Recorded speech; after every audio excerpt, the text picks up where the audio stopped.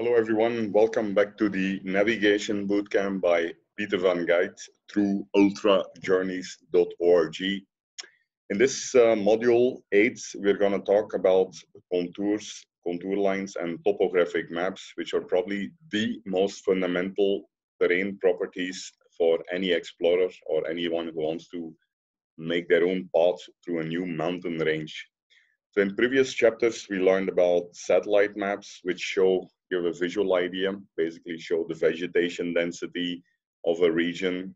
Contour lines and topographic maps will give us a clear idea of the topography, the elevation or the steepness of the terrain, you can say.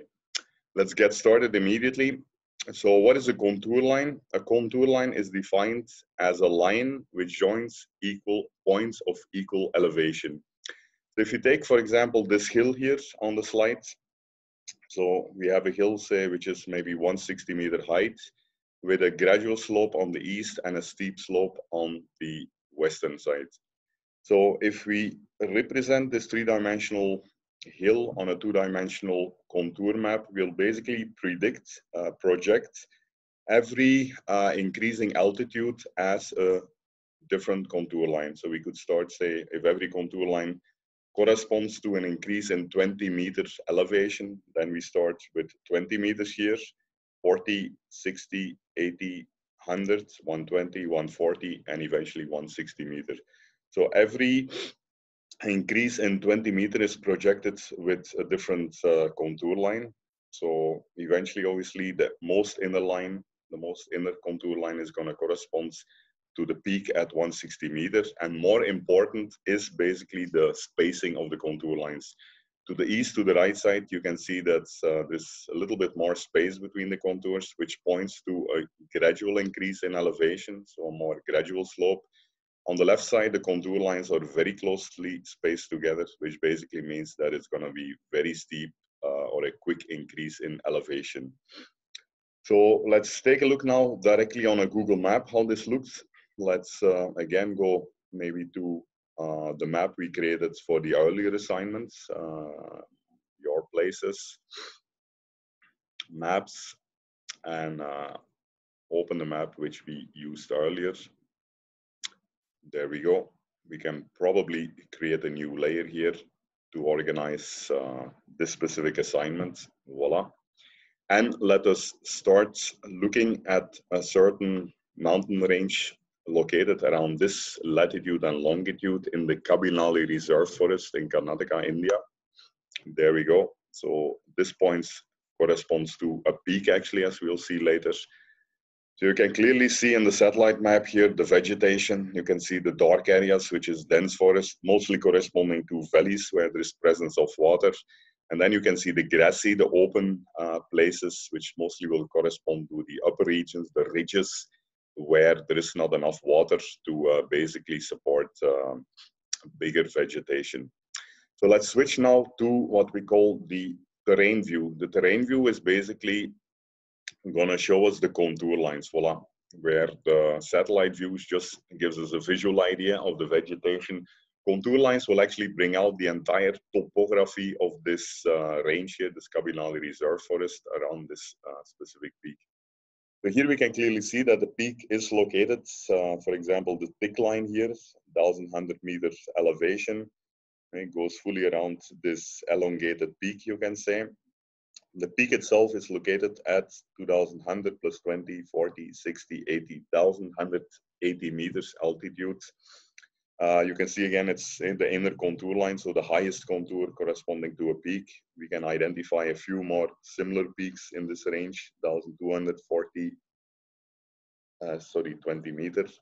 And here one more higher peak, 1,200, 20, 40, 60, 1,260 meters peak over here. So like that, we can identify one more sub-peak over here. And maybe one more small peak over here as an inner contour line, voila. So contour lines clearly allow you to basically identify the peaks quickly, which are the inner contours from where in either direction, right, you're gonna go down in elevation, 1,100, 1,000. This side also, you're going to 1,100, 1,900.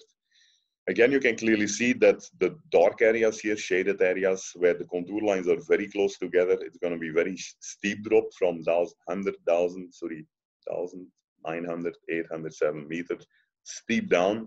While if you look at these regions, which are more white here, where the contours are a little bit more widely spaced, there it's going to be more gradual, so less steep drop or increase in elevation. So these are the peaks. Additionally, there are other very important terrain features called the ridges and the valleys. So what is a ridge and what is a valley? A ridge you can easily identify by the U shape of contour lines. So if you look around this peak, here the contours are a little bit circular, so that means it's going to be kind of a round-shaped peak. But usually because of precipitation, rainfall, you will see that you will get these cuts. So this is like an inverted U, which is going to correspond to a valley. So maybe we can first mark the valleys in that case. So if we follow a cut through the top of these inverted U's, going from higher elevation to lower elevation, we are actually marking the waterways or the valleys through which the water will be drained from this mountain range into the main valley here. So we can probably mark them as blue, corresponding to valley. Voila. So and we can see inside the valley, say at 600 meters, as you go up in the mountain range and from lower to higher altitudes, at a given point, 600 meters, you either go left, you'll be going up in the valley, the left slope, upper slope of the valley. If you go right, same thing, you're at the lowest point here. If you go right, you're also going to get up along the slope to 700-800 meters. So the valley actually indicates like the line of the lowest elevation in the region. So through the valley, you can usually penetrate in a very gradual way into a mountain range. So let us indicate a few more valleys to get familiar with this. Here, a little bit less profound, near the top again, where the contours are more like circular. But as the water collects and the water cuts deeper in the terrain, you will see these contour lines bending, creating inverted U's corresponding to small gullies or waterways or valleys, as we call them. Voila, there we have a second.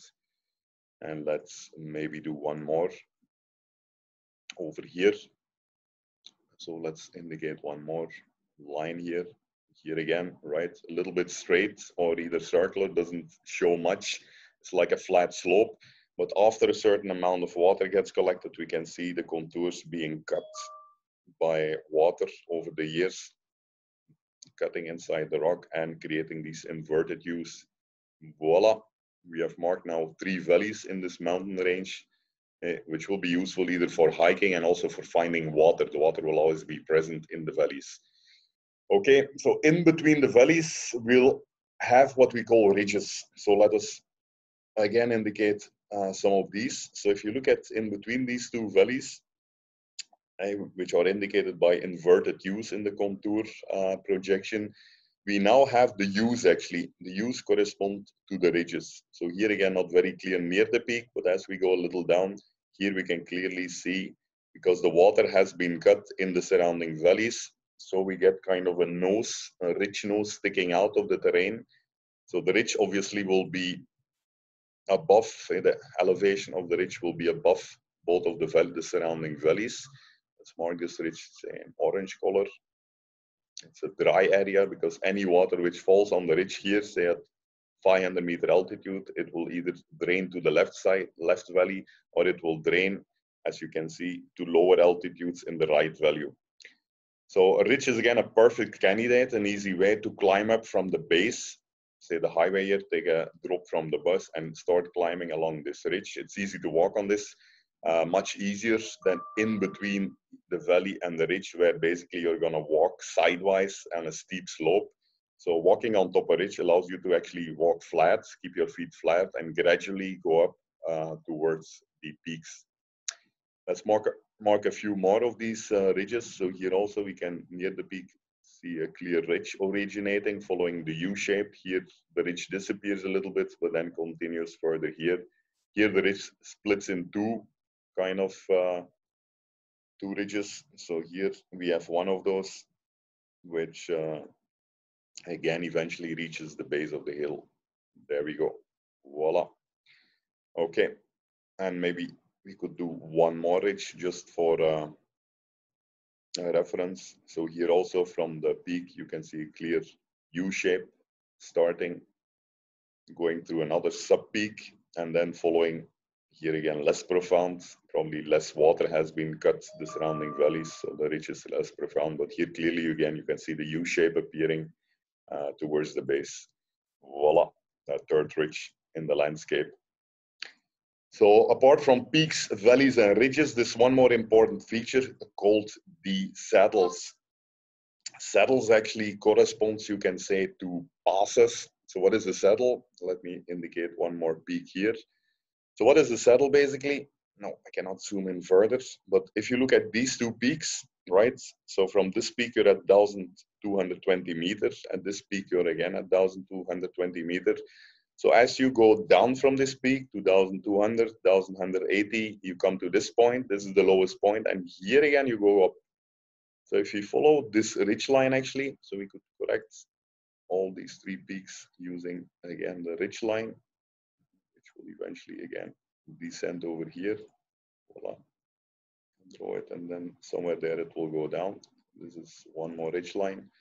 If you look at this ridge line actually, we can see that in between the peaks along this ridge line, so here we have another inner circular peak, here we have another small peak, that in between the peaks we'll have these saddles. Saddles are basically the lowest points in between two peaks. So let's mark this maybe again in an orange color, marking like basically the lowest point in between two peaks. Here also, to go from this peak to the other peak, you will go through this saddle. Voila. Here you actually keep going down a small peak. Here again, you have a more profound saddle between these two peaks. Voila. So these are basically the four important terrain features will be very useful to plan your journey through a certain mountain range. There we go. Yeah, that's it basically. So let's now maybe look at this in a three-dimensional view. So in Google Google satellite view, you don't get a pretty clear picture actually. But if we export this to a KMZ file, we can import this in Google Earth and get a better three-dimensional view. So let's open this one and voila, there we go, in Google Earth. And now you can clearly see by moving with the shift key and the mouse rocker, you can move around this entire range and you can clearly see the blue lines, the peaks basically here. The peaks, in between the peaks, you see the saddles, basically the lowest points in between two peaks are the saddles.